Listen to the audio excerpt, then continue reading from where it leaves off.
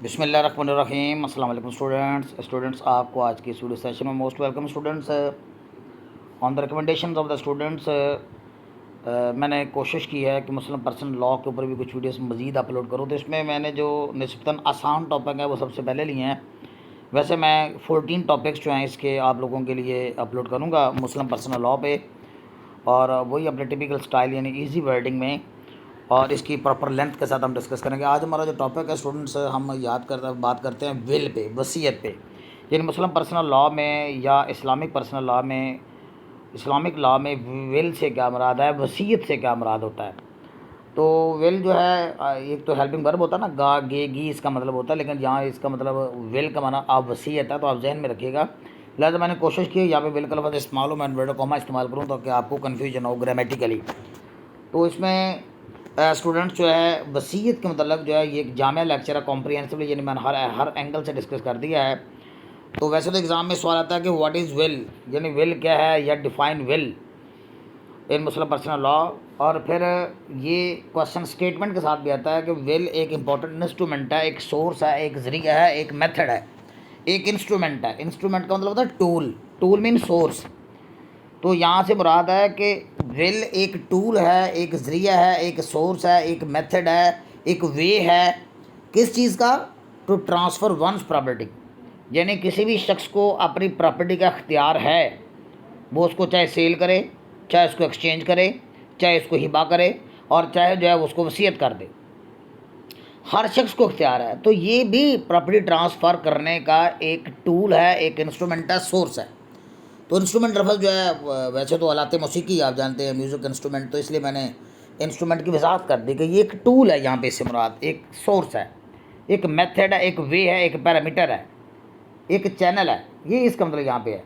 Discuss the limitations, और कहता है कि लिमिटेशंस बयान कीजिए कि कौन कौन सी पाबंदियाँ आयद हैं, लिमिटेशंस आयद हैं, मस्तशनियात हैं, एक्सेप्शंस हैं, कौन कौन सी लिमिट लगाई गई हैं सुन्नी और शिया लॉ के मुताबिक। थोड़ा सा एक दो पॉइंट्स का डिफरेंस होगा, बाकी सारा ही सेम है। लेकिन चूँकि एग्ज़ाम के अंदर ये क्वेश्चन आया हुआ है कि अंडर सुन्नी और शिया लॉ डिस्कस कीजिए, एलेबरेट कीजिए इस वेरिएंस को, इस डिफरेंस को, इसलिए मैंने ये आपको वजाहत कर दी। और फिर ये एक वैलिड विल जो है वो क्या होती है। तो स्टूडेंट्स बात होता होगी कि हमने विल का मीनिंग बताना है, विल की डेफिनेशन बतानी है, विल को एक्सप्लेन करना है, और विल की वैलिड होने के लिए जो एसेंशियल्स हैं, जो एसेंशियल रिक्वायरमेंट्स हैं, जो कंडीशन है, वो तो लाजमी लिखनी है हर क्वेश्चन में आपने। और आगे चल के जो है फिर आपका ये क्वेश्चन पर डिफरेंस वाला बन जाएगा कि लिमिटेशन जो हैं वो डिफ्रेंशिएट करें under Sunni law and Shia law. तो आइए स्टूडेंट्स का आगाज़ करते हैं। तो पहले मैं आपको इसका ओवरव्यू ना दे लूँ थोड़ा सा। तो ये ओवरव्यू देखें तो मीनिंग ऑफ द विल है, फिर इसकी एक्सप्लेनेशन है, यानी मैंने वजाहत कर दी है, फिर इसके बाद पार्टीज़ उसमें कौन कौन सी इन्वॉल्व होती हैं, फिर ये दो पार्टीज टेस्टेटर और लेगेटिस की पार्टीज़ होती हैं, इसके ऊपर एसेंशियल्स हैं। वैसे तो 4 बड़ी हैं, लेकिन मैंने बाद बच्चे कहते हैं हेडिंग ज़्यादा हूँ, तो इसलिए फिर मैंने हेडिंग ज़्यादा बना दी, कुछ 7 के करीब मैंने हेडिंग। फिर इसकी इंपॉर्टेंस है इस्लाम के अंदर, और फिर जिसकी जर्नल लिमिटेशंस हैं वेल के अंदर, इस्लाम के अंदर इसकी जर्नल वो डिस्कस की हैं। फिर जर्नल के बाद मैंने वो 2 बड़े फ़िरके हमारे पाकिस्तान के अंदर, सुन्नी और शिया, उनको डिस्कस कर दिया है। ये सुन्नी के तहत है और ये लिमिटेशन शिया के तहत है। और फिर इनके अलावा फिर मैंने विल जो है उसको आप आगे चल के इसका एक टेबल बना के थोड़ा सा आपको डिफ्रेंशिएट करने की कोशिश की है कि इस तरह आप टेबल भी बना सकते हैं। मैंने यहाँ लाइनें नहीं लगाई क्योंकि जिस फॉर्मेट में मैं वीडियो बना रहा हूँ वो लाइनें लग नहीं रही थी मुझसे, और फिर उसको आपने कंक्लूड कर देना। तो ये स्टूडेंट्स हमारा सारे का सारा आज का लेक्चर होगा, जिसकी कि लेंथ जो है आपके 10 से 12 पेजेस जो हैं PU की यानी यूनिवर्सिटी शीट्स जो होती है जिसके ऊपर आपने परफॉर्म करना होता है, वो आपके 10 से 12 पेजेस बन जाएंगे। और हेडिंग्स भी मैंने खाता खा दे दी हैं, और वर्डिंग तो इंशाल्लाह मैंने अल्हम्दुलिल्लाह हमेशा की तरह मैं इजी ही इस्तेमाल करता हूँ।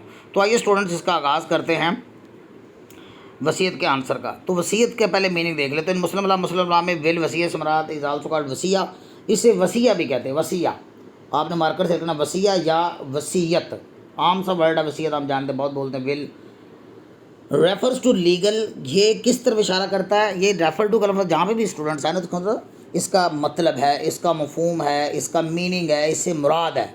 तो रेफर्स टू का मतलब आप मीन्स भी कह सकते हैं। Means a legal and voluntary declaration, से मुराद कानूनी और रज़ा कराना ऐलान। आप अपनी रज़ा से, अपनी मर्ज़ी से, बग़ैर किसी अनड्यू प्रेशर के, रज़ा कराना तौर पर, वॉलंटियरली। दूसरा लीगल, यानी इसके ऊपर लीगल शर्तें पूरी होनी चाहिए। तो मैंने थोड़ा सा इसका मैंने बताया कि विल का माना वसीयत होता है, सिंपल बात होगी, और दूसरा कि एक लीगल और वॉलंटियरली डिक्लेरेशन होता है। रिटन डिक्लेरेशन कहते हैं ऐलान को, वॉलंटियरली डिक्लेरेशन बाय मुस्लिम, एक मुसलमान की तरफ से, made during his life time, जो कि वो मेल या फीमेल अपने अरसा ज़िंदगी में कर सकता है, अपनी ज़िंदगी में, not after death. After death तो हो नहीं सकती सारी बात विल। और फिर विल प्रोवाइड इंस्ट्रक्शंस, और विल जो है सारी बात है ये हदायत पर मबनी होती है। एक ऐसा डॉक्यूमेंट होता है जो कि किसके ऊपर मबनी होता है, विल मबनी होता है इंस्ट्रक्शंस पर, हदायत पर, for the distribution of up to 1/3 of his या हर प्रॉपर्टी। ये बहुत इंपॉर्टेंट चीज़ है, सबसे इंपॉर्टेंट चीज़ हमारी यही है कि कोई भी शख्स मेल या फीमेल अंडर इस्लामिक लॉ 1/3 से ज़्यादा अपनी प्रॉपर्टी वसीयत नहीं कर सकता। अगर किसी शख्स की फ़र्ज़ किया 9 लाख उसका तरका है, उसकी प्रॉपर्टी है एट द टाइम ऑफ मतलब अपनी लाइफ में, तो उसमें वो 9 लाख में से उसका आप 1/3 निकालें तो 3 लाख रुपया बनता है। 3 लाख तक वो विल कर सकता है, वसीयत कर सकता है। और याद रहे ये अपने अरसा ज़िंदगी में करना होता है, और ये ऑपरेशनल कब होती है, विल इन इफ़ेक्ट कब होती है, लागू कब होती है, उसके मरने के बाद। ये तो हो गया इसका मीनिंग। थोड़ा सा इसको और एक्सप्लेन कर देते, वैसे तो मैंने कसर को नहीं छोड़ी, लेकिन इधर फिर वर्डिंग ज़रूरी है। इसकी वसीयत करें तो will is the legal document, ये एक लीगल डॉक्यूमेंट है। और मैंने वॉलंटियरली भी आपको कहा, दैट अलाउज अ पर्सन, जो कि शख्स को इजाज़त देता है to distribute his her property after death. The word death here is very significant, और यहाँ मैं आपको बता रहा हूँ कि लफ्ज़ डेथ वेरी इंपॉर्टेंट है।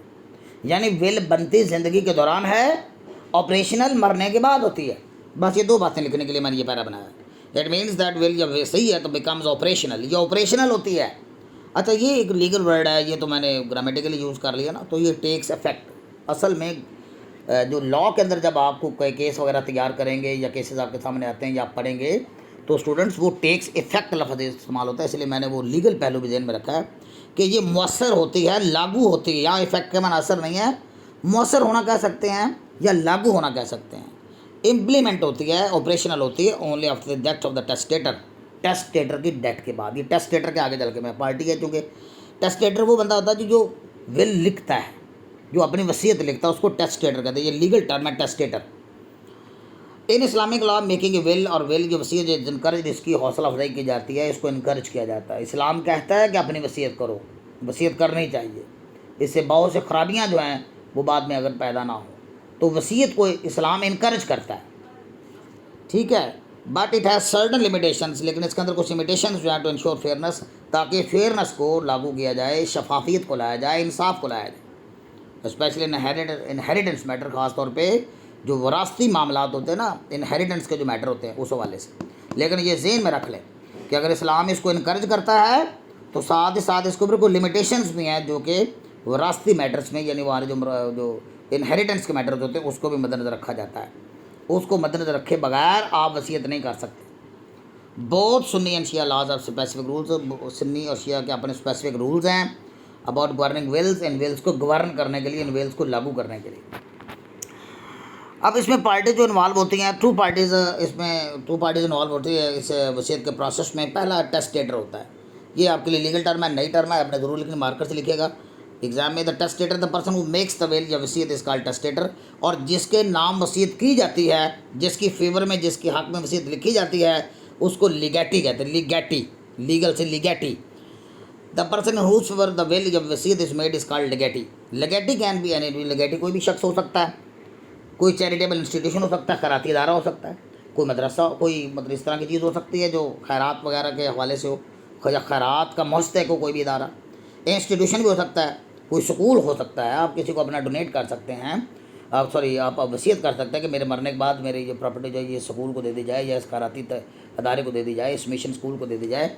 एक्सेप्ट समवन मास वाइज शख्स को ऑलरेडी लीगल हेयर, तो लीगल हेयर तो खैर होते ही हैं, यानी लीगल हेयर्स को नहीं दिया जा सकता, ये आपको मैंने बताया, सवाए लीगल हेयर्स के। जो कानूनी वरसा होते हैं उसमें बाकी वरसा की इजाज़त के बगैर आप उन वरसा को, उन हेयर्स को वसीयत नहीं कर सकते। हिबा कर सकते हैं, ट्रांसफ़र होगी, एक्सचेंज हो सकती है, लेकिन सेल हो सकती है, लेकिन ये नहीं हो सकता अनलेस अदर हेयर्स बशर्त ये कि दूसरे हेयर्स जो हैं, जब तक कि दूसरे हेयर्स वरसा जो हैं वो अपनी इजाज़त या मंजूरी ना दे। अब इसके एसेंशियल्स क्या हैं? एक विल को वैलिड होने के लिए ये चीज़ें चाहिए। पहले तो testator must B legally competent, कि टेस्टेटर जो है वो लीगली कॉम्पिटेंट होना चाहिए। वो बंदा जो विरासत जो विल लिख रहा है, जो वसीयत कर रहा है, वो खुद कॉम्पिटेंट हो, लीगली कॉम्पिटेंट होना चाहिए। ये मस्ट बी लीगली कॉम्पिटेंट, ये मस्ट हैव कैपेसिटी, मतलब उसके पास कैपेसिटी होनी चाहिए कि विल लिखे, और उसका लीगल राइट भी होना चाहिए। लीगल राइट से मुराद है कि ये नहीं है कि प्रॉपर्टी किसी और की विल जनाब वो लिखे जा रहा है, ऐसा नहीं हो सकता। तो वसीयत जो है उसमें उसे कॉम्पिटेंट होना चाहिए एक टेस्टेटर को वसीयत के मामले में, उसकी कैपेसिटी उसके पास होनी। कैपेसिटी से मुराद क्या हो गया? The testator must B person of sound mind. ये भी उसकी लीगल कैपेसिटी है कि ये उसकी कॉम्पिटेंसी है कि कॉम्पिटेंट वो है जो लीगल, जो sound mind, legally sound minded बंदा है, ठीक है, मेडिकली फिट आदमी है, अनसाउंड माइंडेड नहीं है, पागल नहीं है। जब विल मेड बाय मेंटल और मैड टेस्टेटर या कोई पागल टेस्टेटर कर देता है, इज कंसिडर्ड इनवैलिड, उसे इनवैलिड, ये इनवैलिड स्टूडेंट्स इकट्ठा लफज है, ये इनवैलिड मैंने सेपरेट हो गया गलती से, इसको इनवैलिड कर लें। And not effective, moreover the testator must be major, और फिर वसीयत करने वाले को बालग होना चाहिए। कुछ छोटी उम्र का बच्चा जो है, जो बालग नहीं है, उसको यानी 18 साल से ज़्यादा का होना चाहिए। तो ये 18 साल की एज आप स्टूडेंट जेन में रखें कि इसमें अगर कोई किसी का वली है तो 21 साल का, और अगर वो खुद 18 साल का है तो वो क्या हो सकता है? मेजर बालग होना चाहिए, मोर देन 18 ईयर्स, यानी 18 साल से ज़्यादा का होना चाहिए। अच्छा, मैरिज के टाइम जो है ये एज ऑफ पॉवर्टी देखी जाती है, यानी सेक्सुअल इंटरकोर्स करने के जो काबिल हो जाता है या काबिल हो जाती है, उस मैटर में आप जहन में रख लें कि एज ऑफ पॉवर्टी देखी जाती है। इसमें एज ऑफ पॉवर्टी नहीं देखनी, बल्कि इसमें एज ऑफ ये मेजोरिटी देखनी। मेजर एक्ट हमारा जो मेजोरिटी का एक्ट है, बालग एक्ट है, उसके तहत 18 साल होनी चाहिए। The testator must have right to write will, और टेस्टेटर के पास राइट होना चाहिए, हक हौसला होना चाहिए कि वो विल लिख सके, वसीयत लिख सके, उसको हक बनता है, उसकी प्रॉपर्टी अपनी हो। और लेगेटी के लिए भी कुछ लीगली कॉम्पिटेंट, लेगेटी के लिए क्या होना चाहिए? लेगेटी कैन बी मेजर, में लेगेटी कोई भी हो सकता है, मेजर भी हो सकता है, माइनर भी हो सकता है। इवन वो बच्चा जो माँ के पेट में है, अकॉर्डिंग टू शिया अलाम देखेंगे, वो भी कॉम्पिटेंट है। Legatee can belong to any religion, और ये किसी भी मज़हब को हो सकता है। अब देखें, लेगेटिक जो है वो नॉन मुस्लिम भी हो सकता है। लेगेटी कैन भी, अफगानिस्तान में लेगेटी पागल भी हो तो कोई मसला नहीं, आपने किसी को दे दी सो दे दी, ठीक है। विल लिखने वाला यानी टेस्टेटर के लिए साउंड माइंड होना ज़रूरी है, जो लेगेटी है उसके लिए साउंड माइंड होना ज़रूरी नहीं है। घर में कोई कमला जमला है, कोई बेचारा इतना अपने मैटर्स को नहीं दे सकता, तो वो जो है उसको गिफ्ट किया जा सकता है, उसको सर गिफ्ट कह रहा हूँ, उसके विल, उसके नाम विल की जा सकती है कि चलो इस बेचारे का कल को पुरसा हाल नहीं होगा तो ये इसका कोई सिलसिला बेचारे का खाने पीने का, इलाज का बनता रहेगा। तो ये चीज़ होती है। अगर जो उसकी वो बेचारे इस काबिल नहीं होता कि शादी कर दी जाए, तो फिर भी यानी ये अनसाउंड माइंडेड हो सकता है लेगेटी। लेगेटी कैन भी यानी इंडिविजुअल, कोई भी शख्स हो सकता है, कोई अदारा हो सकता है, कोई इंस्टीट्यूशन हो सकता है, कोई चैरिटेबल इंस्टीट्यूट मैंने आपको बताया, कोई भी हो सकता है। यानी लीगल एक तो लीगल पर्सन होता है और एक हम जानते हैं कि नेचुरल पर्सन होता है, तो लीगल पर्सन भी हो सकता है ये लेगेटी जो है। इसका सब्जेक्ट मैटर भी वैलिड होना चाहिए और वाज़ा तौर पे क्लियर टर्म्स के अंदर इसको बयान करना चाहिए। सब्जेक्ट मैटर से मुराद ये भी है कि आपने जो प्रॉपर्टी ट्रांसफ़र कर रही है वो वाज़ा तौर पे मेंशन हो, मेरे मुराद है कि वाज़ा तौर पे क्लियर हो, मूवेबल हो, ट्रांसफरेबल प्रॉपर्टी हो, ट्रांसफरेबल, नोट करें, ट्रांसफरेबल प्रॉपर्टी हो, जैसे लैंड है, ज्वेलरी है, घर है, वगैरह वगैरह, कार है। The testator must also be the owner of the subject matter, और फिर जो बंदा कार वगैरह या घर वगैरह या ज्वेलरी वगैरह या लैंड वगैरह किसी के नाम लगाना चाह रहा है थ्रू विल, वसीयत के ज़रिए, तो वो उसका ऑनर होना चाहिए। Limit of the testamentary power, और टेस्टामेंट्री पावर यानी टेस्टामेंट्री पावर क्या होता है? टेस्टामेंट यानी वसीयत से रिलेटेड, वसीयती इख्तियारात को आपने क्रॉस नहीं करना। इस्लाम ने जो वसीयती इख्तियार आपको दिए ना, वसीयत करने जो इख्तियार दिए हैं, टेस्टामेंट्री पावर आपको जो दी है ना, वसीयती इख्तियार देता है इस्लाम, टेस्टामेंट्री पावर देता है, उसको क्रॉस नहीं करना। और tester can not write will in favour of his heir, पहली ये है कि वसीयती पावर ये है कि आपको वसीयती पावर आपकी मफरूज है जहाँ तक आपका अपने वरसा का तलक, आपका अपने हेयर्स का तलक है, आप उसके हक़ में वसीयत नहीं कर सकते, अपने बेटे बेटी इस तरह उस तरह आप उसकी वसीयत नहीं कर सकते अपने हेयर्स की। आप Muslim can make a will, Muslim will कर सकता है for only up to 1/3 of the property. दूसरी क्या है? टेस्टामेंट्री यानी वसीयती पावर आपका इख्तियार कहाँ तक है? 1/3 तक है, इससे ज़्यादा का इख्तियार आपके पास नहीं है। ये टेस्टामेंट्री पावर आपकी, इसकी लिमिट है। और द रिमेनिंग 2/3 और बाकी जो 2/3 यानी एक 1/3 तो चला गया, बाकी रहेगा 2/3 must distributor among legal hairs, वो लीगल हेयर्स के दरमियान तकसीम होगा, जैसा कि इस्लामिक इनहेरिटेंस लॉज कहते हैं, जिन्हें इस्लामिक की जो विरासती लॉज कहते हैं।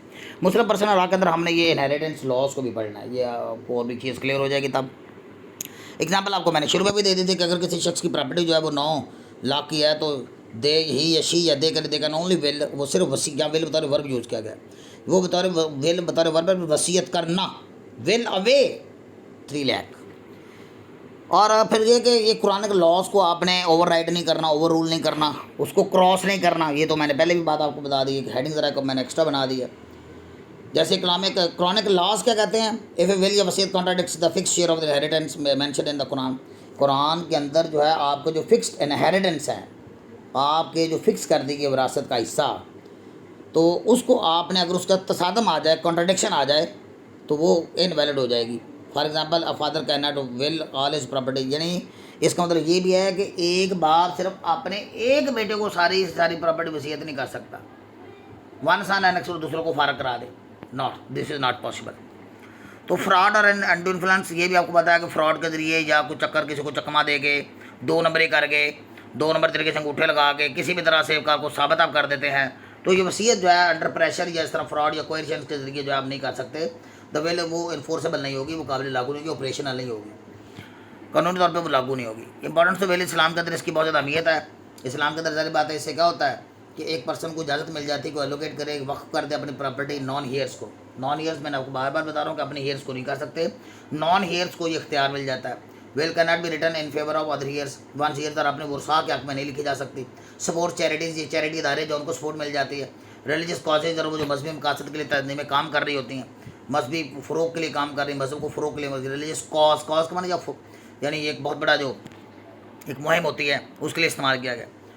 इस तरह एक्सप्रेसिव पर्सनल विशेष से आपको अहमियत की है कि इससे पर्सनल आपकी जो ख्वाहिश है, आपके दिल को सुकून मिले कि मैंने ये फलां बंदे ने मेरे साथ नेकी की और मैं उसको ये वसीयत कर रहा हूँ। पर्सनल विशेज़ जो है रिगार्डिंग बरियल एंड डेट, ये भी हो सकता है कि आप ये भी आप अपनी बरियल के हवाले से भी वसीयत कर सकते हैं और अपने डेट्स के हवाले, अपने कर्जे वगैरह के हवाले से भी वसीयत कर सकते हैं। इस तरह how Islamic law ensure that will या वसीयत does not harm the right of the legal hairs. हाँ, इसमें यह है कि ये बात ज़हन में रखी जाती है कि वसीयत जो है वो लीगल हेयर जो हमारे जो कानूनी वर्सा हैं उनका हक ना मारा जाए। 1/3 तक ही आप रहें, 2/3 में आप जाएंगे तो वसीयत वैलिड नहीं होगी। जनरल लिमिटेशन, जिसकी जनरल लिमिटेशन इस्लाम के अंदर मैं बार बार बता रहा हूँ, 1/3 रूल है, ये ज़हन में रख लीजिएगा। हेडिंग बना दी मैंने आपके लिए कि 1/3 रूल को आपने फॉलो करना है। और वैसे अगर बाकी जो रिमेनिंग 2/3 है, मैंने आपको बताया remaining property must go to the legal heirs as per the Quran के इनहेरिटेंस रूल्स, जैसे कि कुरान विरासत के कवानीन वज़ह कर दिए हैं। और will for the no will for the legal heirs के लिए कोई विल नहीं है। अपने स्पाउस को, अपने चिल्ड्रन को प्रॉपर्टी इस तरह नहीं दे सकते थ्रू विल, ठीक है, जब तक दूसरे एग्री ना हो। आप दे सकते हैं, लेकिन ये कि दूसरे अगर रहेगा ठीक है, हमें कोई इतराज़ नहीं है, आप दे दें इसको, दूसरे बुरसा जो हैं वो एग्री हो जाएँ। लिमिटेशन तो सुन्नी ला की तहत, अब ये ऊपर मैंने जनरल देखा, अब हम सुन्नी ला के जरिए 1/3 रूल इसके ऊपर भी एप्लीकेबल है। ऑटोमेटिकली 2/3 जो 1/3 जो वो अगर आपने दे दिया 1/3 जो प्रॉपर्टी दे दी सुन्नी ला के मुताबिक, तो बाकी जो 2/3 ऑटोमेटिकली वर्षा को चली जाएगी। और फिर इसमें भी आपको बता के सुन्नी ला के अंदर भी यही है कि वेल जो है उसके लिए लीगल हेयर्स के लिए कोई वेल नहीं होती है, मैंने बता दिया। कंसेंट ऑफ द हेयर्स, हाँ अगर आप देना चाहते हैं तो इफ़ विल एक्सीड्स 1/3, अगर विल 1/3 एक्सीड कर रही है, इट इज़ ओनली वैलिड, ये सब वैलिड होगी of the hairs give their consent. अगर वो 1/3 से ज़्यादा अगर आप दे रहे हैं किसी को, तो फिर आपको उनके, क्योंकि आप उनका हक मार रहे हैं ना, 1/3 के बाद हक औलाद का या आपके वे हेयर्स का शुरू हो जाता है, तो उनकी फिर कंसेंट ज़रूरी होती है टेस्टेटर की डेथ के बाद। तो after the testator's death if the heirs do not agree, अगर हेयर एग्री ना करें, the excess portion is distributed as per Islamic law, तो बाकी पोर्शन जो है 1/3 के बाद जो बाकी पोर्शन बचेगा वो इस्लामिक लॉज के मुताबिक होगा। सुन्नी शिया लॉ के मुताबिक भी 1/3 का रूल अप्लीकेबल है। इस तरह देखें, इसके मुताबिक भी क्या है कि लीगल हेयर जो है वेल लीगल हेयर के लिए क्या नहीं है, ये देख ले। हाँ, अनबॉर्न के लिए इसमें एक यहाँ पे पॉइंट्स ऑफ डिफरेंट यहाँ पे आ रहा है। अनबॉर्न हेयर जो है ना, अनबॉर्न हेयर जो अभी जो पैदा नहीं हुए, माँ के पेट में हैं, वोम में हैं, अशिया यानी वेल जो है is not valid if it gives property to the unborn child. Unborn child को अगर प्रॉपर्टी जाती है, अनबॉर्न चाइल्ड को प्रॉपर्टी जाती है तो ये वैलिड नहीं होता, unless the child is in the womb's mother at the time of the testator's death. हाँ, अगर टेस्टेटर की डेथ हो जाए, टेस्टेटर की डेथ हो जाए, तो टेस्टेटर की डेथ के जो वक़्त है वो माँ की यानी बच्चादानी में यानी वोम में उसका होना ज़रूरी है। कुछ 6 माह का दौरानिया भी इसके ऊपर जो एक रूल अप्लाई होता है कि 6 माह के अंदर अंदर उसे पैदा होना ज़रूरी है फिर। तो ये एक चीज़ जो है जो कि पॉइंट ऑफ डिफरेंस है शिया और सुन्नी के मुकाबले में। विल जो है vest must be in clear terms, और वाज़ह तौर पे होनी चाहिए। शिया टर्म जो है, शिया विल जो है वो वाज़ह तौर पे क्लियरली स्टेट होनी चाहिए। बेनिफिशरी कौन होगा, प्रॉपर्टी डिटेल्स होनी चाहिए, कितनी जाएगी, कैसे जाएगी, कंडीशंस सारी तय होनी चाहिए। अगर कोई अभाव आ गया, नॉट क्लैरिटी आ गई, कोई क्लियर बात नहीं आई, एम्बिगुइटी आ गई, the will can be change, तो विल को बदला चैलेंज किया जा सकता है अदालत में। नो डिस्क्रिमिनेशन अबाउट हेयर्स, और इसमें Shia Muslim can not use a will to discriminate against certain heirs, और इसमें सर्टन हेयर्स जिन्हें आपके जो बाज़ वर्षा है उसके अंदर आप डिस्क्रिमिनेशन नहीं कर सकते, फ़र्क नहीं कर सकते, या उसे महरूम नहीं कर सकते राइटफुल शेयर से।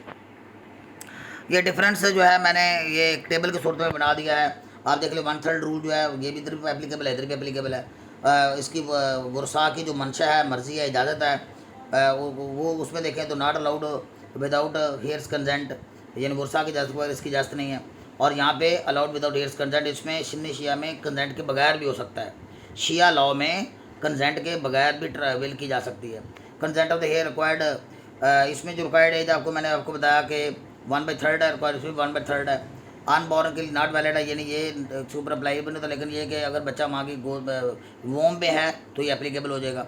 फ्रॉड और क्वेश्चन की अगर हम बात करते हैं तो ये इनवैलिड है, यहाँ पे भी इनवैलिड है। तो यहाँ पे ये सेम है, सिर्फ पॉइंट्स ऑफ डिफरेंस यहाँ पे आपने ये देख लेना, पॉइंट ऑफ डिफरेंस का सिर्फ यहाँ पे।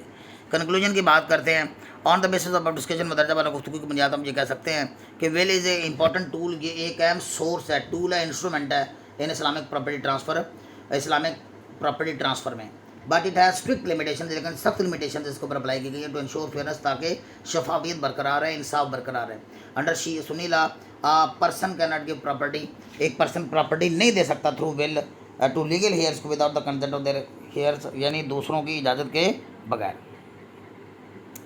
और अंडर शिया लॉ के अंदर पर्सन कैन विल, कोई भी शख्स प्रॉपर्टी दे सकता है टू लीगल हेयर्स वर्षा को विदाउट कंसेंट, बगैर किसी इजाज़त के, किसकी, वर्षा की।